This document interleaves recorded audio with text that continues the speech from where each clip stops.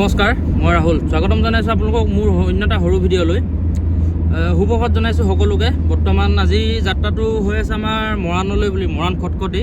হয়, মৰাণ খটখটিলৈ আজি এম্বুলেঞ্চ বা বিশেষ কাৰণত নহয়, তাতে বৰ ডাঙৰ ঘটনা এটা হৈ গ'ল আজি কেইদিনমান আগতে। তালৈ বুলি গৈ আছোঁ। তাতে মানে আপোনাৰ অসমীয়া আমাৰ কেইজনমান যুৱক চালক হয়, তেওঁলোকো গাড়ী চালক।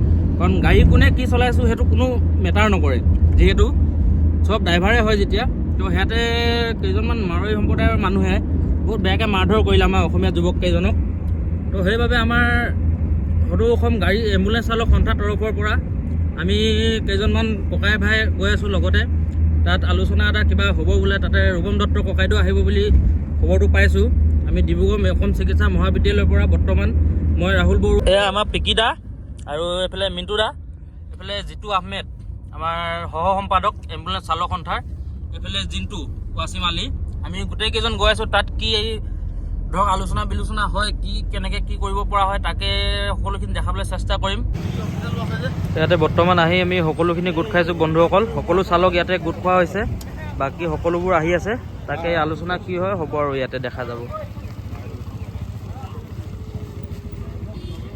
মৰাণ খটখটি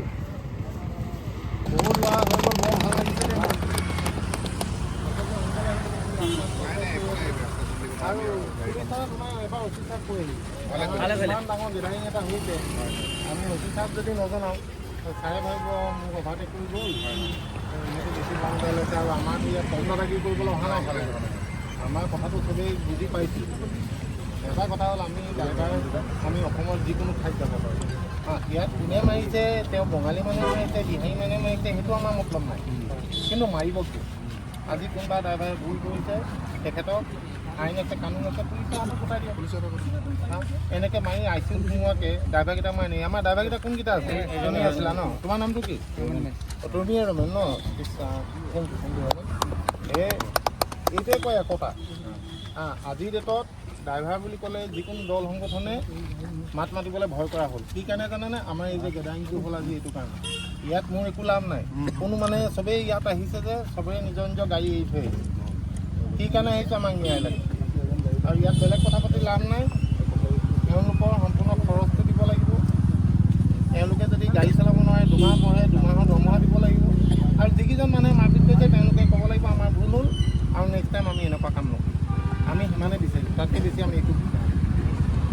এতিয়া আপোনালোকে কি কয়? মদ খাইছে, সিহঁতৰ পাতিও মদ খাইছে। তো তেওঁলোকে কি হৈছে, তেওঁলোকে আমাক এখন এগ্ৰিমেণ্ট পেপাৰ দিছে, 10,000 হাজাৰকৈ গোটেইকেইজন ড্ৰাইভাৰক দিছে। আৰু তেওঁলোকৰ যিমান খৰচ কৰিলে মেডিকেলৰ গোটেই খৰচখিনি দিছে। তেওঁলোকৰ যিকেইজন ড্ৰাইভাৰ ধৰা 2 মাহ, 2.5 মাহ, 3 মাহ, 4 মাহ যিমান বহিব, তেওঁলোকৰ দৰমহাটো এওঁলোকে বিয়ে কৰিম বুলি কথা দিছে। আৰু বাকী আগন্তুক দিনত এনেকুৱা কাম নহয় বুলি আমাৰ ফুকনদাও আছে, ফুকনদায়ো কৈছে। আৰু এইটো কোনো সাম্প্ৰদায়িক কথা নহয় যে বাহিৰাগত মানুহে অসমীয়াক মাৰিছে, তেনেকুৱা কালে নিব নালাগে। এই কৰ্মচাৰীৰ মাজত মাৰপিট হ'ল কথাটো, চিম্পুলকৈ তেনেকৈ কৰি পেলাই তাতে শেষ কৰিব লাগে। তেওঁলোকে যেতিয়া আমাক ক্ষমা খুজিব, আমি ক্ষমা কৰি দিম। আৰু ক্ষমা কৰাৰ সমান মহৎ কাম পৃথিৱীত একো নাই।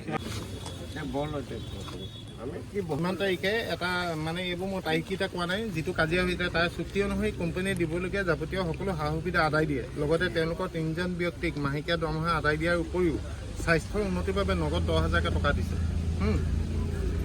আৰু মেডিকেলৰ সম্পূৰ্ণ খৰচ বহন কৰে। লগতে এমাহৰ দৰৱ পাতি ক্ৰয় কৰি দিয়ে প্ৰতিজনক। আৰু এতিয়া আমাৰ যিকেইজন ড্ৰাইভাৰ আছিলে তেওঁলোকে পাইছেনে? সকলো পাইছে। স্বাস্থ্য উন্নতি নোহোৱাকৈ কোম্পানীয়ে মাহেকীয়া দৰমহা আদায় দিব। যদি তেওঁলোকে 3 মাহো যদি গাড়ী চলাব নোৱাৰে এই কেছটোৰ কাৰণে, তেনেহ'লে 3 মাহ কোম্পানীয়ে তেওঁলোকক দৰমহা দিব। আমি সেইকেইটাই বিচাৰিছিলোঁ, সেইকেইটা আমি খোজাৰ আগতে আৰু ৰেগুলাৰ চেকআপটো তেওঁলোকে কৰাই দিম বুলি কথা দিছে। আৰু এই চুক্তিমতে ভৱিষ্যতে দুয়ো পক্ষই কেছ মোকৰ্দমা কৰিব নোৱাৰিব। আমি ড্ৰাইভাৰৰ ফালৰ পৰাও নকৰে, তেওঁলোকৰ ফালৰ পৰাও নকৰে। আৰু তাত মই আৰু এটা মোৰ ফালৰ পৰা লিখি দিছিলোঁ, এই অভিযোগৰ ভিত্তিত এই কাজিয়াটোৰ বাহানা লৈ ড্ৰাইভাৰকেইজনৰ যাতে চাকৰি নাযায়।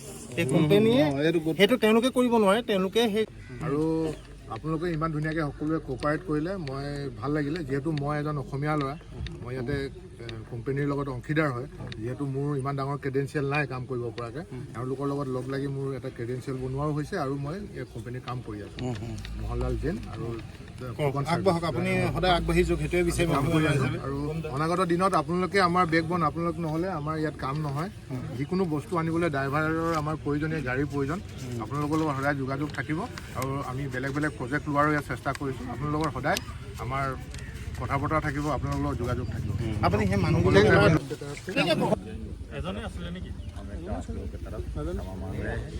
हम लोगों का जो एक बारे में भूल हो गया है वो हम लोगों का कंपनी का तरफ से हम आप लोगों की तरफ क्षमा मांग रहे हैं भूल हो चुका है हम लोगों से जो हुआ है माफ़ी करना नेक्स्ट टाइम ऐसा नहीं होगा वैसे भी बोल दो कोई इंसिडेंट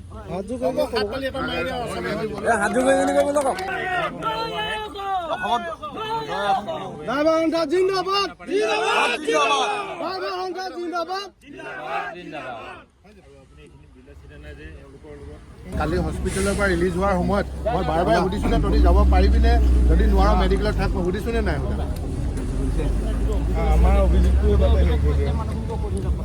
ইয়াত কামখিনি কৰি দিছিলে হা এওঁলোকৰ লগত একচুৱেলি তেওঁলোকে বিচাৰিছিলে এই ল'ৰাকেইটা ইয়াতে আছে তেওঁলোকে বিচাৰিলে ল'ৰাকেইটাই দুখ বহুত পাই আছিলে যে ধুমধাম ট্ৰিটমেণ্টটো হওক ঠিক হওক কেছ চেছৰ কথা পিছত আহিব একচুৱেলি সেইখিনি গোটেইখিনি অলপ ভুল বুজাবুজি হ'ল ইয়াত বিৰলাচি থানাই আমাক যিটো সহায় কৰিলে আমি তেওঁলোকৰ ওচৰত মূৰটোৱে মানে কি ক'ম ধন্যবাদ জনাইছোঁ আৰু বিৰলাচি থানা সদায় আমাৰ লগত থাকিব লাগিব আৰু আমিও বিৰলাচি থানাৰ লগত সদায় থাকিম বিৰলাচি থানা জিন্দাবাদ বিৰলাচি থানা জিন্দাবাদ আপোনালোকক মই এটা কথা কৈছোঁ মই বিৰলাচি থানা ডিব্ৰুগড় জিলাৰ সভাপতি হিচাপে আহিছোঁ আজি ইয়াত এটা কথা খুব ভাল লাগিছে যে আমাৰ মানুহখিনি আজি যিকোনো এটা ক্ষেত্ৰত সচেতনতাটো হৈছে এই সচেতনতাটো অতি জৰুৰী হয় আৰু জাতি এটা ৰক্ষাৰ ক্ষেত্ৰত যিখিনি কাম কৰিব লাগে সেই কামখিনি আমি প্ৰত্যেকে নিজস্বভাৱে কৰি আছোঁ আজি আপোনালোকে চালকৰ এটা সংস্থাৰ মাজত আছে গতিকে চালকৰ সংস্থাৰ মাজতো সেইদিনা গুৱাহাটীত বহুতে বেলেগ ধৰণৰ কথা কয় আমি সেইবিলাকো কৈছোঁ কিছু কথা